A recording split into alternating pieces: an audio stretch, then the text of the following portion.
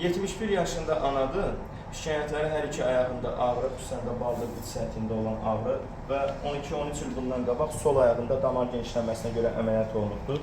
Bu gün də biz baxanda burada baldırın iç səthində qıvrılmış damarı görə bilirik. O cümlədən də solda bunu görə bilirik. Əməliyyatdan əvvəl də, yəni 12 il bundan öncə də açıq əməliyyat olunub. Günü bu gün də bu adamın ağrı, acıyla bağlı nə şikayəti varsa, heç biri bu damarla əlaqəli deyil. Hətta bu gün biz baxırıq, sağ ayağında burada qanın geri axını var, reflux dediyimiz bir problem var, qanın geri axını. Amma damar ölçüsü çox incədir, yəni burada 3 milli, 4 milli bir damardır.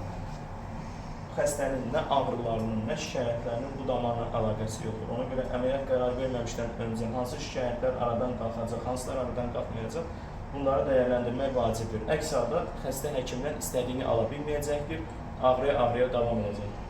Ona görə də təkrar Doppler müayinə etməyimizdə, görməyimizdə, xəstənin şikayətlərini dinləməyimizdə çox vacibdir. Bunu telefonla, kağız-kağızla həll etmək olmur. Xəstənin əyani müayinəsini, xəstəni görməyimiz buna görə vacibdir.